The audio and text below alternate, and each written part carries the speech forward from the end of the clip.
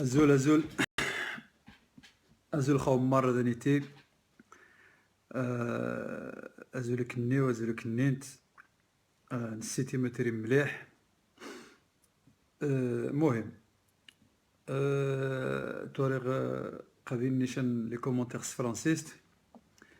دونك صافي يجي قاعدين وذن فهمن تعرين تا فرانسيست يجن حاجة تصبحانت لأن نهاني ذا ودربي أن أنجز المحاولة أنقل الله يباونيتي ديريس فرانسيست ما يمي ما حند نسيوض ثبرات النغ قاعدين يجن يعني يجن التصميم وذان تتان الزاينة غنسيو ريجن سيجنير سيجن موار تدخلني زعما الصوت تبرة النغ غايودان هو يفهم التمازيغ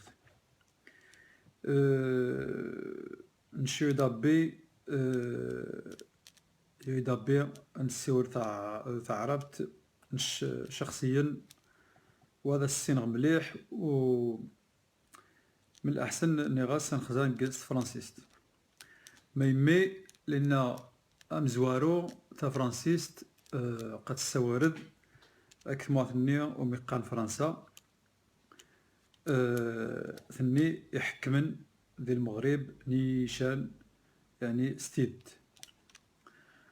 وثانيا زعما بنادم يتق يجي المجهود نسيو تبرات النوم مجهود مني غبار ذمنايا ذي نادي ورن إنكورا إذن دغاينيغ سمازيغ تم بعد عدو عاد فرانسيست هاد كمرة غادو مين بلي قادي نيري لايف ستمازيغ سمحتاي تعريفشت لأن خميقات مازيغ تنساور بصفة عامة مش على كل حال نساور تعريفشت هادي نيري اللايف ستعريفشت ولكن أتقغ المجهود أتفتقغ دروس نسيمانا أتفتقغ دروس نسيمانا اللايف سوينا فرانسيست حما أنسيو تابرة النغ ماني إذا سي تخسا أتاوض أنسيو الميساج النغ يجن العدد نيودان شوية كتا ورخو ما مش تسلم فيديوهات النقاين نورا دي يوتيوب دونك خميتي رينس فرانسيست يجن زيد تاف زعما دا سني يدف دا سني فارج أنسيو تابرة النغ ذمنايا voilà donc je disais donc bonsoir à tous bonsoir à toutes d'une manière générale, nous avons voulu, enfin moi personnellement, j'ai voulu m'exprimer dans ce qu'on appelle la langue de Molière. Alors d'une part, c'est parce que c'est ma langue, on va dire, ma langue courante que j'utilise quotidiennement dans mon travail, avec mes enfants, avec mes voisins, avec les amis, etc. C'est la langue que je maîtrise le plus. C'est la langue avec laquelle je communique. Et il me semblait très intéressant de parler en français, pour, ne serait-ce que pour faire passer le message, en dehors de la communauté, entre guillemets, rifaine. Alors il y avait des solutions, il y avait l'arabe, il y avait l'anglais, etc. Moi, personnellement, c'est la langue française que je maîtrise le mieux. Et pour faire d'une pierre deux coups, il me semblait opportun et on va dire, bien placé l'idée de faire passer le message, peut-être même aux autorités françaises, à l'opinion publique française, aux gens qui s'intéressent à la situation et qui n'ont malheureusement pas d'autre solution, linguistique en tout cas, de comprendre ou de se faire comprendre. Donc moi j'ai pris cette initiative, je l'avais déjà fait par le passé, mais il se trouve que l'audience a été très très faible au départ, parce que bon, évidemment, dans le mouvement du Hirak, dans les sympathisants, dans les gens qui suivent le mouvement, très peu comprennent le français d'une manière, on va dire, compréhensible, ou comment dirais-je, ou l'écrivent ou le lisent. Donc du coup, j'avais dû abandonner, mais avec le temps, je me suis rendu compte que beaucoup de gens dans le mouvement me demandent de m'exprimer en français, ne serait-ce que dans les manifestations ou dans les rassemblements, etc. Et si on joint tous ces paramètres, on se rend compte que effectivement, nous avons nous avons, on va dire, un ennemi commun qui s'appelle le régime alawite, à sa tête euh, le pseudo-roi feignant. Nous avons une ancienne puissance coloniale qui s'appelle la France.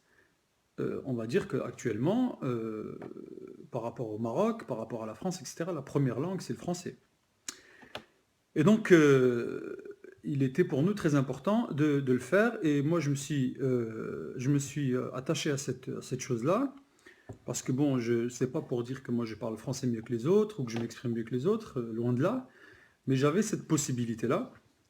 J'avais cette opportunité-là. Donc je me suis dit, bon, bah, on va essayer. Et j'espère que vous allez nous aider, vous, les gens qui regardent, à partager cette vidéo, à la- à la regarder évidemment en live, parce que ça encourage toujours d'avoir de l'audience. Sans vous mentir, hein, c'est pas pareil de faire un live devant 20 personnes ou de le faire devant 200 ou 300 personnes. C'est évidemment pas la même chose, mais voilà, moi je compte sur vous pour nous aider à donner à donner de l'ampleur à cette vidéo, à ce message, cette tentative, cette initiative, pour qu'elle puisse être diffusée au maximum et qu'elle puisse toucher une certaine opinion publique française, francophone du moins. N'oublions pas qu'au Maroc, il y a beaucoup de gens qui parlent français, donc du coup, ils peuvent comprendre ce que nous disons et ce que nous voulons, etc. Donc voilà, c'est toutes ces choses-là qui ont fait que c'est toutes ces choses-là qui ont fait que j'ai pris cette initiative. Voilà, donc ça c'est pour le- la langue française pour ce live. Maintenant, je vais passer dans je vais rentrer dans le vif du sujet. Le vif du sujet, c'est que, bon, alors, je vais pas, c'est pas parce qu'aujourd'hui je parle en français que je vais revenir, on va dire, à l'essence du Hirak, etc., etc. Je pense que quand même la majorité des gens savent de quoi il s'agit. Donc, je vais directement prendre le train en marche par rapport aux événements récents et aux actions et à l'agenda, etc. Donc, euh, dimanche dernier, bon, bah, dimanche dernier, nous avions une rencontre à Francfort. La rencontre dans la ville de Francfort, une ville très importante en Europe, où il y a une grosse communauté rifaine. Il était très important pour nous d'aller là-bas. Moi, personnellement, j'étais présent et je me suis déplacé pour donner, euh, je me suis déplacé pour donner mon avis et pour donner mon opinion devant quand même, je dirais, pas mal de gens de Francfort que je tiens à remercier ici pour s'être déplacés, être venus, poser des questions, etc. L'accueil a été à la hauteur, comme d'habitude, hein, avec nos frères, nos sœurs, les Rifins en Europe. Nous avons toujours un accueil, nous avons toujours un accueil formidable. Par contre, bon voilà, disons qu'on aurait attendu un peu plus, on aurait voulu qu'il y ait un peu plus de monde.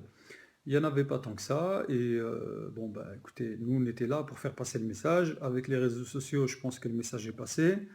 Nous allons continuer ce genre de démarche. La prochaine station, c'est la ville de Utrecht, donc Utrecht. Nous n'avons pas encore la date, mais vous allez la voir éventuellement avec nos amis sur les réseaux sociaux, etc. Et ensuite, ce sera Paris. Alors, est-ce que les gens qui nous regardent là en live, est-ce qu'ils peuvent arrêter de nous envoyer des choses, des messages en même temps, parce que c'est perturbateur. Voilà, donc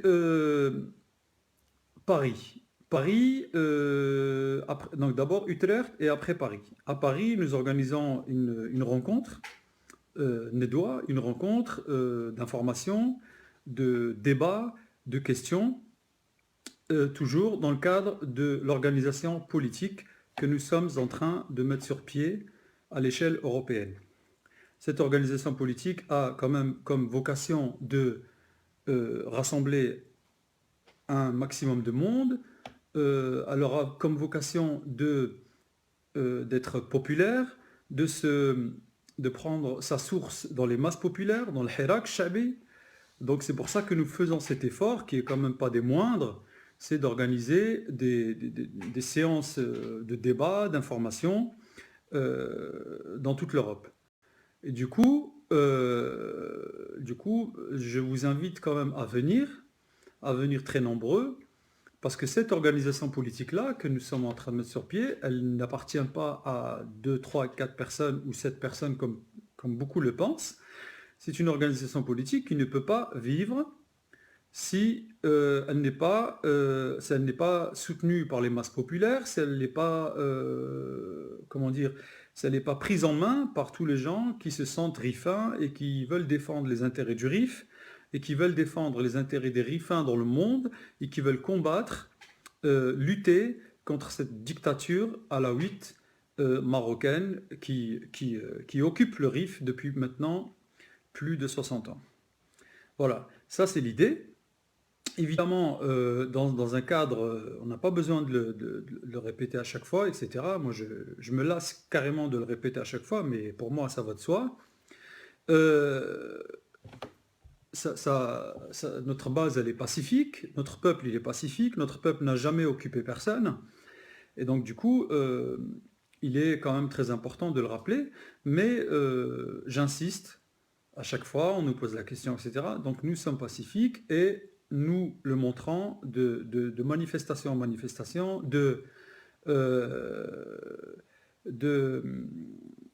comment dire, d'événement en événement, de réunion en réunion, comment dire, d'initiative en initiative. Voilà. Donc, j'insiste là-dessus. Voilà. Ensuite, donc, si on doit parler d'agenda, la prochaine, là, ce qui arrive très très vite et dans quelques jours, c'est donc l'annonce du lauréat du prix Sakharov. L'annonce du prix Sakharov, comme vous le savez, Nasser Zefzafi, il est donc dans le trio final. Dans le trio final. J'espère, nous l'espérons de tout cœur qu'évidemment Nasser va la remporter, cela aura un écho incroyable dans le monde.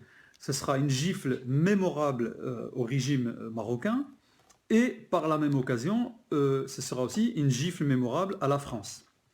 Pourquoi?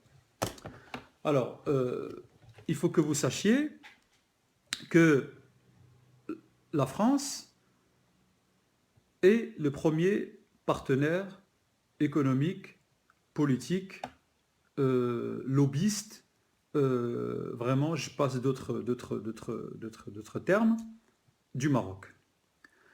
Évidemment, les parlementaires hollandais, belges, espagnols, qui ont soutenu de tout leur cœur la candidature de Nasser Zefzafi, nous ont rapporté que les parlementaires français, ils ont tout fait, vraiment tout fait.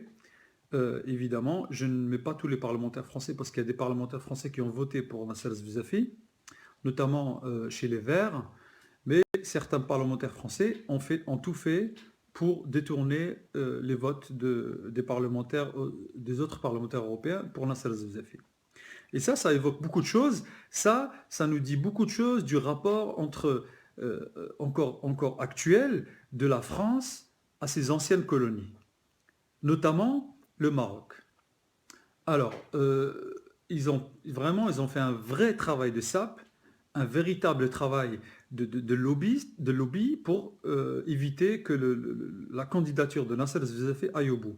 Évidemment, c'est pour servir les intérêts du Maroc que les parlementaires français ont fait ça. Parce qu'évidemment, ils ont tous des intérêts au Maroc. Il n'y a pas un parlementaire français qui n'a pas une résidence secondaire au Maroc, qui n'a pas une villa au Maroc, qui n'a pas, etc., etc. Vous connaissez, vous savez que c'est l'arrière-cour du post-colonialisme marocain, français, pardon. Vous savez que c'est une arrière-base sexuelle, de la débauche, de l'opportunisme de la bourgeoisie française, notamment Marrakech, etc. Je veux dire, quel ancien politique français, euh, pris dans les affaires de trafic, etc., qui n'a pas une résidence au Maroc? Qui? Absolument tous. Absolument tous. On le sait, Jack Lang, Dominique Strauss-Kahn, Nicolas Sarkozy, Jacques Chirac lui-même, etc., etc., et j'en passe. Donc ces gens-là ont ont vraiment comment dire, des racines dans ce pays qui considèrent comme une arrière-base ou comme un paillasson sur lequel on puisse marcher. Sauf que dans ce pays, il y a donc il y a une région qui s'appelle le Rif, il y a des Rifins qui ont une histoire, qui ont une culture, qui ont une civilisation, qui n'acceptent pas ça. Ils n'acceptent pas ça, ils n'acceptent pas d'être dominés ni par le régime alaouite, ni par la mafia française. Donc, ça ne plaît pas à la France. Et la France, comment elle nous fait savoir que ça ne lui plaît pas? Eh bien évidemment, par exemple, là, pour le prix Sakharov, les parlementaires français ont fait un travail de sape pour que ça ne puisse pas avoir lieu. Et comme ça a quand même eu lieu, et comme Nasser Zafi a quand même gagné, il est quand même arrivé en finale, du coup, là, on a une véritable carte à jouer, c'est pas encore gagné. Donc moi, j'ai fait une demande aux autorités françaises ici pour avoir, si vous voulez, une autorisation de rassemblement devant le Parlement européen. Je l'ai fait dans les temps, etc. C'était fin septembre. Et comme je l'ai expliqué dans le live de Yuba la semaine dernière, j'ai quelqu'un des renseignements français qui m'appelle et qui me demande est-ce que c'est moi qui voudrais organiser le rassemblement devant le Parlement européen? Ce à quoi je réponds oui. Ensuite, ce monsieur me dit quand même d'un ton un peu intimidant et un peu, pas agressif, mais autoritaire, écoutez, mon pauvre vieux, ça ne va pas se passer comme ça, car nous avons le droit de vous demander d'autres garanties pour avoir une autorisation de vous rassembler. Donc moi, bon, je pense qu'il ne connaissait pas, il ne savait pas sur qui il était tombé. Ben, moi, j'ai évidemment pas cédé, donc j'ai appelé mon avocate. Mon avocate elle m'a demandé de le rappeler. J'ai mis le haut-parleur et puis évidemment, il a fait marche arrière parce que son truc n'était basé sur rien, légalement, ni constitutionnellement, ni rien. Donc du coup, évidemment, j'ai une autorisation de rassemblement devant le Parlement européen et nous allons, j'espère, être très nombreux devant le Parlement européen à Strasbourg pour, j'espère, la victoire de Nasser Zafi. Mais c'est symptomatique quand même de l'usage du pouvoir qu'utilise la France et ses officines. Car quand un agent de la police dans un pays qui se considère comme étant un pays progressiste, démocratique, du monde, comment ils appellent ça, le monde moderne, il prend son téléphone et qu'il m'appelle sur mon portable pour pratiquement,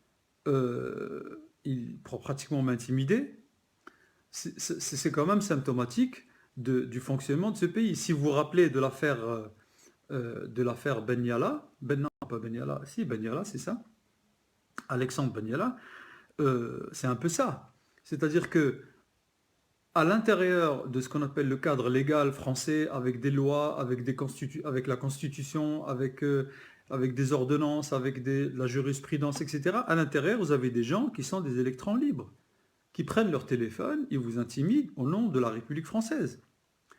Ils vous intimident, ils essaient de vous empêcher de faire des choses, etc., etc. Donc ça fait comprendre. Il faut absolument qu'on trouve une solution à ces diffusions en direct, car on a remarqué quand même qu'il y a quand même des choses qui ne vont pas. Moi, j'ai aucun problème de réseau, véritablement aucun. Je suis sous Wi-Fi. La Wi-Fi fonctionne très bien. Et même si j'avais pas la Wi-Fi, de toute façon, je suis en 4G. Donc c'est autre chose. Et c'est seulement quand je fais des vidéos en direct qu'il y a des interruptions comme ça. Donc il va quand même falloir qu'on trouve une solution à ça, que ce soit moi, que ce soit les autres militants qui font des vidéos. Il y a quand même il y a quand même un problème là. C'est vraiment pas de la paranoïa mal placée.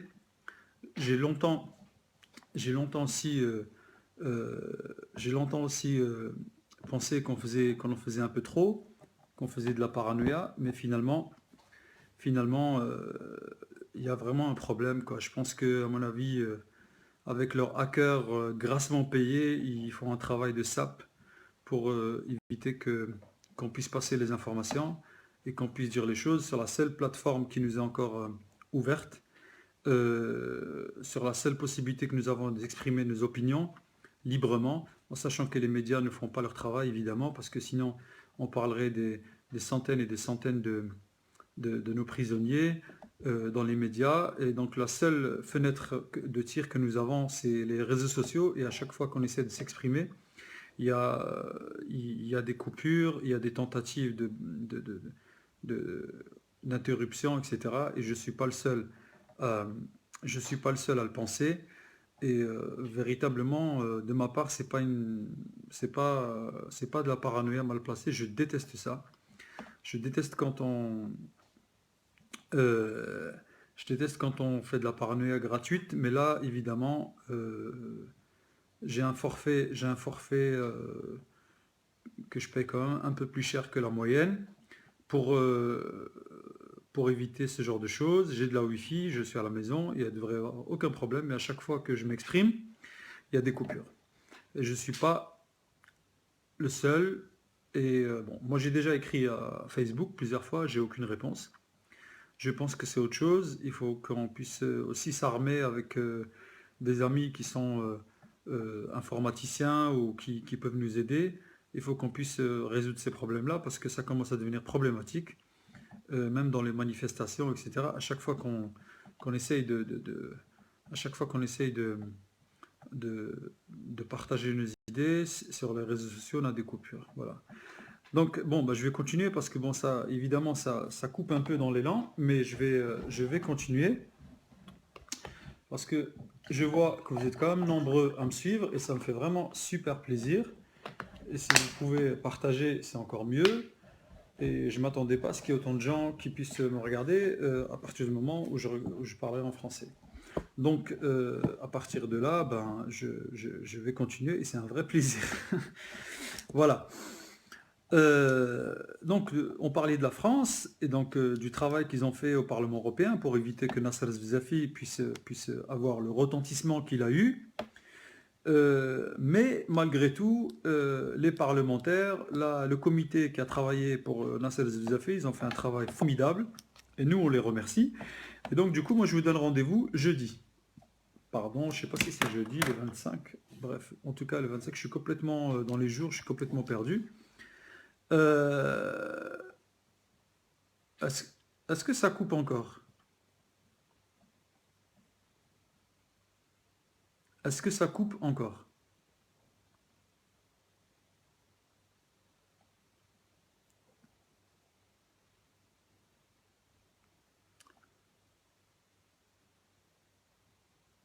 Non, ça coupe pas. Ok, très bien. Bon, bah, je continue. Voilà, donc le 25 à 10 heures, devant le Parlement européen, on a une autorisation de 10 heures jusqu'à 17 heures, donc ce qui nous donne largement le temps de se rassembler, de crier notre joie, de crier notre soutien, de créer comment dire ça, notre cher Nasser Zvizafi. Et surtout de marquer le coup. Il faut que ces gens-là puissent comprendre qu'on est quand même là, venus de toute l'Europe. Et je tiens à dire qu'il y a déjà des transports qui sont organisés de Anvers, de Bruxelles, d'Allemagne, de Francfort, etc. pour venir. Et je vous invite à venir tous très nombreux. Évidemment, les Riffins de Strasbourg aussi seront au rendez-vous, je l'espère. En tout cas, on l'a dit, on fait tout pour que les gens soient là. Et là, il n'est pas question de venir parler de républicanisme ou de parler d'autre chose, c'est de venir appuyer la candidature de Nasser Zvizafi, de le faire entendre et que ça puisse avoir un retentissement à l'intérieur et à l'extérieur. Voilà, ça c'est pour le 25. Moi personnellement j'y serai parce que je suis le porteur de l'autorisation. Oui, oui, c'est à Strasbourg le résultat, exactement. Le résultat a lieu à Strasbourg le 25. Donc nous, on sera le 25 ici à Strasbourg, si vous êtes intéressé pour venir. Et voilà, on va essayer d'être, sans faire ça dans la bonne humeur, dans la joie, comme d'habitude. Et j'espère qu'on sera dehors les premiers à connaître la très très bonne nouvelle, la véritable gifle, le véritable tsunami pour le régime marocain, ce serait que Nasser el-Zafi soit élu par des pays démocratiques pour sa liberté d'expression, qu'il soit nommé pour son courage, pour son pacifisme, pour tout ce que n'a pas le régime marocain. Et c'est quand même une véritable leçon, ça l'est déjà parce que le fait d'être arrivé jusqu'à là, ça prouve quand même qu'il y a un soutien maintenant qui n'est plus seulement populaire, mais qui a un soutien dans les institutions. Ça veut dire qu'il y a des parlementaires européens, il y a des hommes politiques qui ont porté ce message. Et donc, euh, c'est un véritable soutien et nous, on est très fiers de ça. Nous, on est très très fiers de ça parce que pour des Rifins, aujourd'hui, en 2018, qui aurait un jour imaginé que nous serions là en train de discuter d'une remise du prix Sakharov à un Rifin? Qui? Évidemment, personne. Évidemment, personne. Il y a 2 ans, avant la mort de Mohsin Fikri à Tiahmabé, personne n'aurait un jour imaginé que nous serions là en train de discuter d'un rassemblement devant le Parlement européen à Strasbourg pour éventuellement la victoire de Nasser Zevzafi. C'est quelque chose d'inimaginable. C'est quelque chose qui, pour moi, qui est de l'ordre du rêve. Donc aujourd'hui, on en est là. Et c'est vrai, nous ne sommes pas en train de rêver, c'est la vérité. La vérité, c'est que Arefi, il est en finale du prix Sakharov pour la liberté d'expression devant le Parlement européen. Ça, c'est la vérité.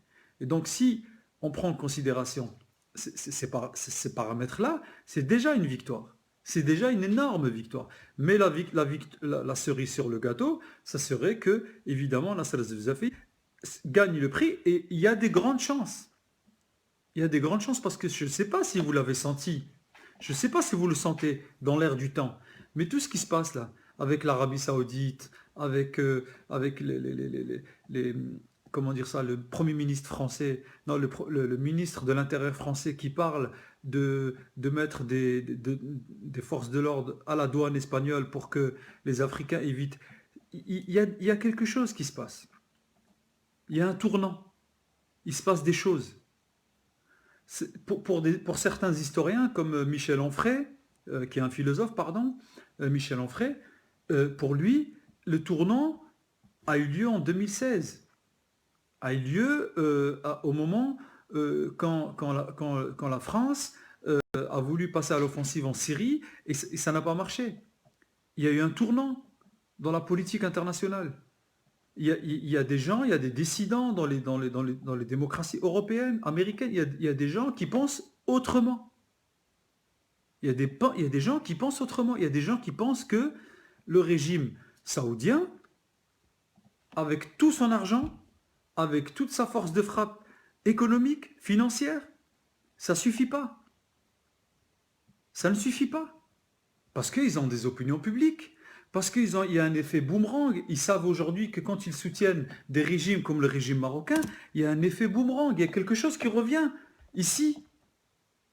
Mais l'effet boomerang, il y a quelques années, quand il n'y avait pas la mondialisation, l'effet boomerang prenait du temps. Mais maintenant, vous faites quelque chose en octobre, avec la mondialisation, en décembre, vous en payez déjà les pots cassés. L'Allemagne est la première nation au monde à avoir déclaré geler toutes ses exportations en Arabie Saoudite. C'est un événement sans précédent. Personne n'aurait imaginé que nous pouvions un jour, qu'un pays européen, surtout l'Allemagne, qu'un pays européen puisse geler ses exportations en Arabie Saoudite. Personne. Tellement ce pays est puissant financièrement. Mais avec ce qui s'est passé avec la Syrie, avec la vague d'immigration qu'il y a eu en Europe, l'Europe aujourd'hui sait qu'elle paye les pots cassés très rapidement. L'Europe l'Europe aujourd'hui, elle sait que avec la mondialisation, les actes qu'ils commettent aujourd'hui au Maroc, etc., avec le soutien des dictateurs, ils vont le payer très rapidement. Il se passe des choses. Très rapidement, ça veut dire que c'est pas la peine d'attendre 30 ans pour que les Européens puissent payer les pots cassés de ce qu'ils ont fait. Par exemple, la guerre du Golfe en 2003. Ça a pris quand même du temps ça a pris du temps pour que les Américains et l'opinion internationale puissent se rendre compte que c'était une erreur. Mais aujourd'hui, ça prend pas autant de temps. Aujourd'hui, les opinions publiques, les analystes, les philosophes, les historiens, ils mettent en garde ce genre de choses. Ils savent, ils disent qu'avec la mondialisation, nous n'avons pas intérêt forcément à soutenir des dictateurs. Et la situation du Maroc, elle est symptomatique par rapport à ça. La situation du Maroc est une situation doublement plus proche de par sa géographie. C'est un pays francophone, etc. Et les Européens savent que dans les exilés syriens, il y avait des centaines et des centaines, voire des milliers de Rifins et de Marocains. Ils le savent. Donc, la solution pour eux, c'est évidemment pas de se passer du pétrole saoudien du jour au lendemain, mais ils cherchent les alternatives. Ils cherchent les alternatives. Ils cherchent, par exemple, des alternatives, des forces démocratiques dans ces pays-là. Et il faut que les Européens comprennent que dans le Rif, il y a des alternatives au régime alaouite. Il y a des alternatives. Il y a des gens qui sont capables de se mettre autour d'une table avec les Européens, de discuter, de parler d'avenir, de parler d'économie, de parler des migrations, de parler de culture, de parler d'échanges linguistiques, de parler d'université, etc., etc. Ils le savent. Et je pense que la nomination de Nasser Zvizafi au prix Sakharov pour la liberté d'expression au Parlement européen est une première pierre à l'édifice. Je pense que les jours du régime alaouite sont comptés. Je pense que c'est le début de la fin. C'est ça. C'est ça, pour moi, l'analyse, la lecture du prix Sakharov pour Nasser Zvizafi. Je pense que les forces démocratiques progressistes, et notamment dans les oppositions, partout en Europe, ont cette lecture sur le long terme. Et ils savent que le mouvement du Hirak en Europe, ils savent qu'il y a quelque chose qui est en train de se construire. C'est pour ça que moi je disais, bon je le disais en Tarifecht, mais je le disais si vous voulez, dans une façon un peu plus populaire que celle de ce soir, il faut que nous, en tant que peuple, on puisse se préparer à ça. Nous, il faut qu'on puisse se préparer à ces alternatives. Parce que, à mon avis, le régime marocain vit ses dernières heures. Et je schématise un peu, mais c'est ça. Le régime marocain vit ses dernières heures. Plus rien ne fonctionne. Plus rien ne fonctionne. C'est-à-dire même les bases des choses qui le faisaient tenir, c'est-à-dire la répression, les emprisonnements, etc., ça ne fonctionne pas. Ça ne marche pas. La corruption, la violence, la drogue, etc., ça ne marche pas. Il y a un gros dysfonctionnement dans le régime marocain. Et c'est un régime, qui a, si vous voulez, qui a une ossature de mafia sicilienne. Quoique moi j'ai plus de respect pour la mafia sicilienne que pour la mafia alaouite. C'est une façon pour nous de comprendre que ce n'est pas forcément nous qui allons faire tomber le régime. Le régime s'écroule de lui-même. Les Marocains vont s'en occuper. Nous, les Rifins, notre travail, et notamment ici en Europe, c'est de se préparer à ça. De préparer les alternatives, de discuter avec les forces politiques en Europe, avec les parlements, avec les régions, avec les partis, ici en Europe, de créer un lobby de créer une puissance économique. C'est ça notre travail ici en Europe. Et j'invite les Rifins qui sont ici en France, et j'invite les Rifins qui sont dans le Rif de, de s'emparer de cette question-là aussi. Parce que je sais qu'il y a beaucoup de Rifins dans le Rif qui sont francophones, qui sont parfaitement francophones. Certains parlent français mieux que nous ici. Donc il faut se préparer à ça. Parce que, évidemment, on le voit, c'est visible à l'œil nu, ce régime est vraiment au bord du précipice. Et quand je vois ce qui se passe avec l'Arabie Saoudite, vous savez quelles sont les connivences entre l'Arabie Saoudite et le Maroc.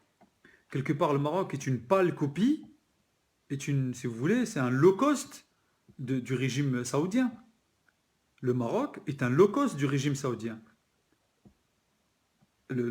C'est une pâle copie du régime saoudien. Donc si aujourd'hui des puissances économiques comme l'Allemagne, on arrive à dire à l'Arabie Saoudite, nous ne voulons plus travailler avec vous et on va rompre toutes nos relations commerciales avec vous, ils sont capables de le faire avec le Maroc, mais sans problème. La question, c'est pas ça aujourd'hui. Et on y arrive. La question, c'est même pas ça. La question, c'est est-ce que nous, en tant que Irifiyin, est-ce que nous, on est prêts à l'alternative? Est-ce que nous sommes prêts politiquement à l'alternative? Est-ce que nous analysons la situation? Est-ce que la situation est évidente? Moi, personnellement, je pense que oui. Je pense qu'il y a des forces intellectuelles, je pense qu'il y a des forces politiques, je pense qu'il y a une base militante qui fait de nous une vraie force alternative. Mais tout cela se construit. Et ça se construit comment? Il faut discuter, il faut débattre, il faut se réunir, mais il faut que les choses soient dites clairement. Les choses qu'on doit dire clairement, c'est quoi? Il faut reconnaître que c'est un État mafieux. Il faut reconnaître que c'est un roi criminel. Il faut reconnaître que c'est un régime sanguinaire. Il faut reconnaître que le chef de l'État qui s'appelle Mohammed VI est un roi criminel. Ça, c'est les bases de la discussion. Si on ne reconnaît pas ça, c'est-à-dire que nous crachons sur l'histoire des Rifins. Nous crachons sur l'histoire de nos parents. Nous crachons sur l'histoire des militants qui sont morts. Nous crachons sur Mohsin Fikri. Nous crachons sur Ahmed Al-Attabi. Nous crachons sur les 5 qui sont morts à la banque. Ça, c'est la réalité. C'est une base des discussions. Et il faut aussi, la base des discussions, il faut que nous disions bien clairement que Chine des Maziran. Nous sommes Imaziran. Nous sommes Rifins. Et nous sommes occupés. C'est une force d'occupation. Ça, c'est la base de la discussion. Et si vous voulez, c'est là qu'il y a une divergence avec nos amis les Khozoma Chokiye. La divergence, elle est là. C'est que la base de la discussion, quand ils disent oui, il faut s'asseoir autour d'une table pour discuter, mais la base de discussion dont je viens de vous parler, elle n'existe pas. Ils nous parlent d'un pays, arabe, ils nous parlent de gouvernement. Ils nous parlent d'un pays arabe, nous on parle de Arif al-Watan, c'est-à-dire le Rif nation, la nation du Rif. Ils nous parlent de gouvernement, nous on parle d'une dictature, d'un roi dictateur. Ils nous parlent des événements, nous on parle de l'Hirak. Ils nous parlent des prisonniers politiques, nous on parle des kidnappés, des otages. Ça, c'est la base d'une discussion. À partir de là, on peut parler. Mais si on ne peut pas dire ces choses-là, on ne peut pas discuter. C'est pour ça que nous, on a pris l'initiative de mettre en place cette organisation politique qui apparemment plaît et fonctionne, etc. Et on va essayer de la faire la plus populaire possible, ouverte, la plus ouverte possible, la plus féministe possible. Et pour ça, moi, je compte sur la femme rifaine pour qu'elle s'empare de la situation, de notre cause. Parce que c'est sa cause à elle aussi, et en premier lieu, Mais la base des discussions, c'est ça. Et c'est ça qu'on a dit à Francfort. Et c'est ça que moi je continue à dire dans mes lives. Et c'est ça que certains appellent des radicaux. Est-ce que parce que moi, je suis pour un RIF indépendant, euh, qui est géré par ses propres enfants, est-ce que c'est ça qui fait de moi un radical? Qu'est-ce qu'on a aujourd'hui en Europe? Aujourd'hui en Europe, enfin si vous voulez, à part la France, comme toujours, la France, c'est l'immobilisme, c'est l'État qui ne bouge pas. À part la France, tous les autres pays, ils tendent, dans le cadre de la mondialisation, ils tendent vers le fédéralisme. Qu'est-ce que c'est le fédéralisme? Le fédéralisme, c'est des États, mais qui sont gérés régionalement. Pourquoi? le, Parce qu'en fait, il y a des particularités régionales. Et les particularités régionales, elles sont, elles sont, comment dire ça? Elles sont indéfectibles avec les gens qui ont grandi, qui sont nés. On ne peut pas considérer qu'on est tous un. C'est pas vrai. On n'est pas tous un. On a tous des particularités culturelles, linguistiques, comment dire, climatiques, etc., etc. On ne peut pas considérer qu'on est tous un. C'est pas vrai. Et donc ça, c'est ça qui est moderne. Aujourd'hui, dans les pays démocratiques, moi j'étais beaucoup au Canada, quand vous êtes au Canada, c'est ça qui est moderne. C'est le fait de dire, voilà, moi je suis de telle région. Il n'y a qu'au Maroc que quand vous dites, voilà, moi je suis de telle région et je voudrais développer ma région, c'est un crime. D'ailleurs en France aussi, hein, y a beaucoup de problèmes avec les Alsaciens, avec les Bretons, avec les Corses. Mais c'est des gens qui ont des particularités, on ne peut pas les nier. Et c'est ça le problème. Et donc le modernisme, c'est ça. C'est un grand continent, l'Europe est un grand continent, mais qui sera constitué de grandes régions. La Bavière, l'Alsace, la région du Rhin, la Belgique du Sud, la Belgique du Nord, etc., etc.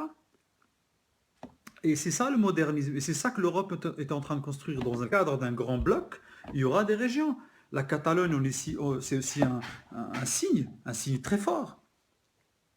Et nous, les rifins, il faut qu'on puisse s'inscrire là-dedans. Il faut qu'on pense à demain. Il faut qu'on pense à demain. Il faut qu'on puisse s'imaginer aussi dans un grand bloc européen. Il faut qu'on prenne l'habitude de parler comme une nation. Oui, on a des particularités. Nous ne sommes pas les mêmes que les gens de Qla'at Srarna. Et on ne parle pas de différence ethnique, c'est pas du tout ça. Il y a certains qui nous ont même taxés de fascistes. Est-ce que le fait de dire que moi je suis rifin et je suis fier de ma culture, de ma langue, et j'ai envie de la mettre en valeur, et j'ai envie de l'exprimer, et j'ai envie de le dire, est-ce que ça fait de toi un fasciste? Non, bien au contraire. Parce que quand on aime sa culture, quand on aime sa langue, quand on aime sa région, quand les autres ont une région, etc., on ne peut que les aimer. Mais on n'est pas obligé d'être les mêmes pour s'aimer. D'ailleurs, les meilleurs couples, même en amour, les meilleurs couples qui fonctionnent, c'est des couples qui ne sont pas les mêmes. En général, quand c'est les mêmes, ça ne va pas. C'est ça la réalité. Et donc, les rifins, aujourd'hui, ils doivent s'inscrire dans cette pensée-là. C'est le futur, c'est ça l'avenir. Il faut que nous, on soit en avance.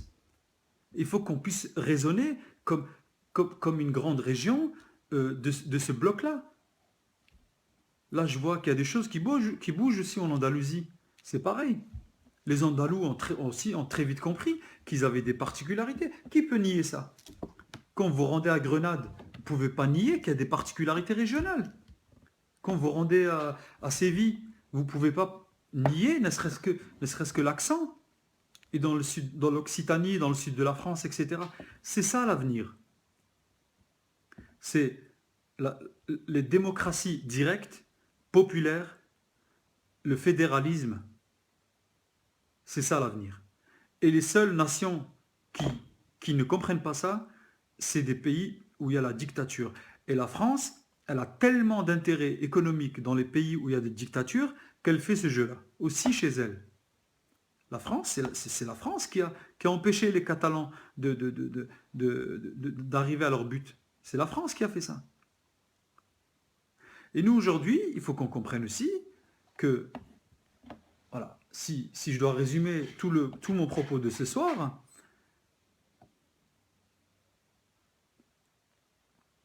non, je vais finir en français. Si je commence à traduire, ça va être très compliqué.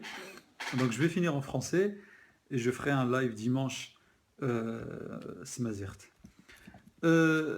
Si on résume toute ma pensée, tout ce que je viens de développer, il faut qu'on puisse, nous, en tant que rifins européens, à un moment donné, réfléchir et se concentrer nos efforts de militantisme et d'activisme vers ce pays qui s'appelle la France quand même. C'est quand même ce pays qui a les plus gros contrats si vous voulez, des ressources naturelles que nous avons dans le Rif. C'est quand même ce pays qui soutient coûte que coûte ce régime sanguinaire. C'est quand même le premier homme politique officiel à s'être exprimé sur la question du Hirak, c'est quand même Emmanuel Macron. C'est quand même à Paris qu'il y a toutes les officines des politiques marocaines. C'est quand même à Paris qu'il y a les sièges des grosses sociétés alaouites. Si je prends par exemple que l'office chérifien du phosphate, c'est à Paris où il y a le siège. C'est pas à Rotterdam. C'est pas à Munich. C'est pas à Bruxelles. C'est quand même à Paris où il y a la holding royale. Son siège, il est connu. C'est quand même à Paris où il y a des lobbies qui sont publics, qui travaillent pour le régime marocain. C'est quand même à Paris où il y a un groupe parlementaire de collaboration qui s'appelle le groupe parlementaire franco-marocain. C'est quand même à Paris que, si vous voulez, que tous les ministres mafieux du Maroc viennent passer leur week-end. Si on ne comprend pas ça, mais on n'a aucune lecture stratégique du Hirak, si on ne comprend pas que c'est la France qui soutient ce régime coûte que coûte, et elle va le soutenir jusqu'au bout. Moi qui vous parle là ce soir, il y a des moments où je m'inquiète pour ma propre sécurité en France. Je sais que la France, elle peut m'atteindre. Si elle doit protéger, si elle pense qu'à un moment donné, moi, je peux être le cercle Eugène de la Croix, c'est ça. Si la France, à un moment donné, elle pense que moi, je peux être un danger pour son petit poulain, elle peut m'atteindre sans problème. Et elle l'a déjà fait par le passé. Il faut qu'on puisse quand même concentrer nos efforts sur la France. C'est pas les Pays-Bas, c'est pas la Belgique, c'est pas l'Allemagne. C'est la France qui a donné l'ordre de condamner Nasser Zefzafi à 20 ans. Si la France n'avait pas donné son accord, mais le régime marocain, il n'aurait jamais osé faire ça. C'est pas une décision que le régime marocain peut prendre. Ce régime-là, il ne décide de rien. C'est des sbires. C'est ce qu'on appelle des domestiques. C'est les domestiques de la France. C'est l'arrière-cour. C'est l'arrière-cour de la France. C'est son terrain de jeu. C'est là où elle teste ses produits chimiques sur l'agriculture. C'est là où... Enfin, je vais pas étaler tout ce que je pense là-dessus, mais c'est ça. Il faut qu'à un moment donné, on puisse être stratégique dans nos efforts. Si on commence à se balader dans le monde entier, aller dans des endroits, à ce moment-là, il faut aller à Saint-Domingue. Il faut aller en Croatie faire des manifestations. Alors évidemment, moi je suis le premier à voyager, à partir, à aller à Rotterdam, aller à Anvers, aller à Düsseldorf, etc. Parce que ça nous fait toujours plaisir d'être là, d'être tous ensemble, d'être nombreux, et quelque part de se soutenir, d'être ensemble. Mais à un moment donné, il faut quand même être stratégique. à un moment donné, il faut quand même concentrer nos efforts. Je veux dire, la France, qu'est-ce qui s'est passé depuis le début du Hirak? À part une manifestation qui était réussie, où les gens, où les rifins ont compris que c'était important d'aller à Paris.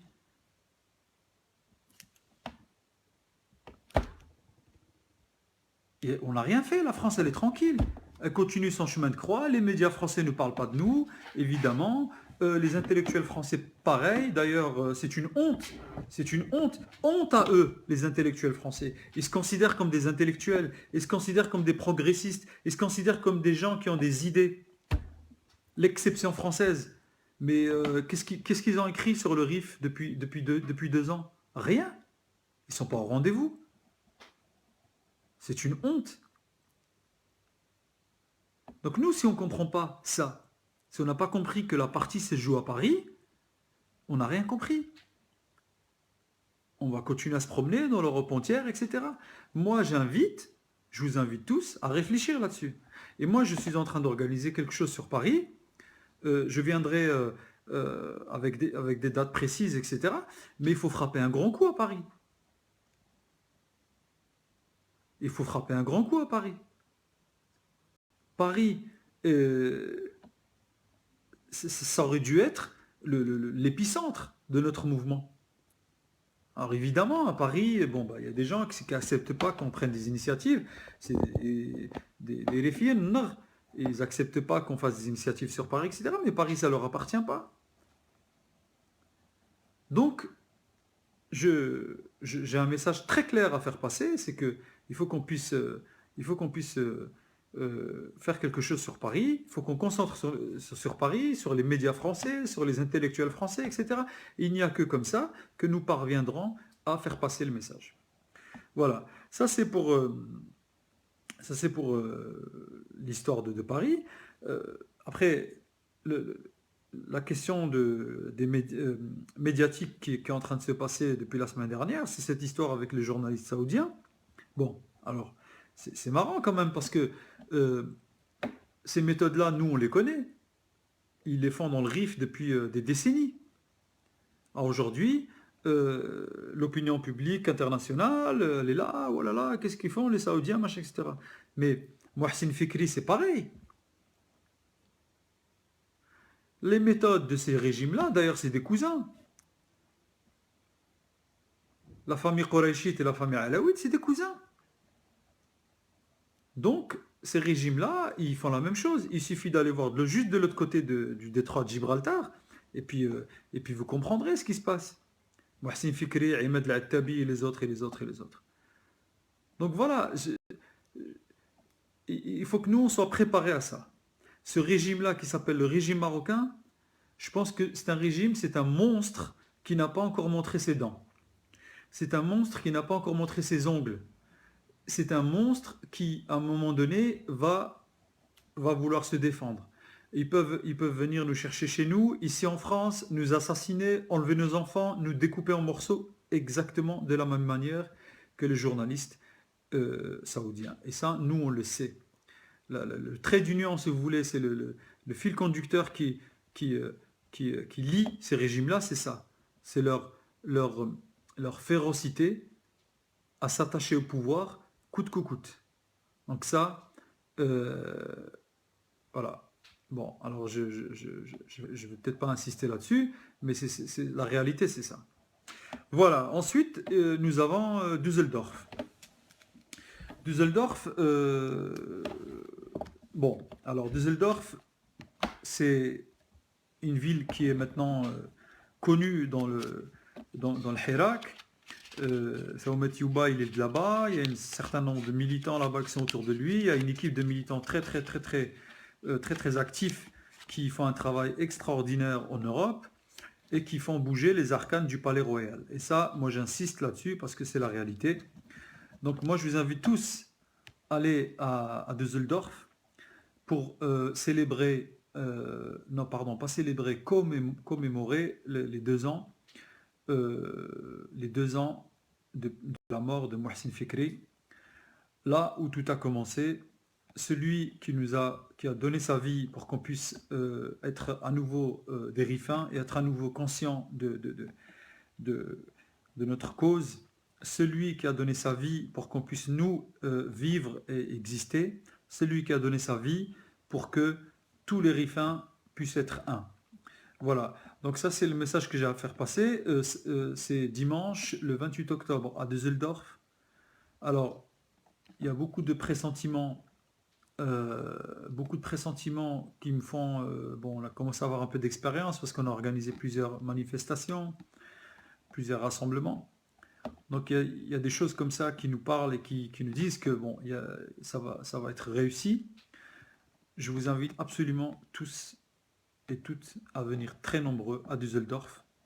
C'est une ville qui est, on va dire, formidablement bien placée sur la géographie européenne.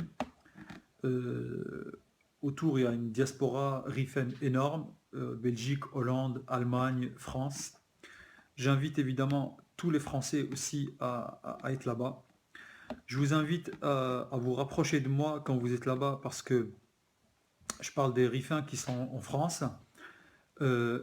Pour organiser la réunion d'information à Paris, j'ai besoin j'ai besoin d'un coup de main, tout simplement. Et j'ai besoin que ça puisse être fait dans les masses populaires pour que ça puisse avoir plus de crédibilité. C'est très important.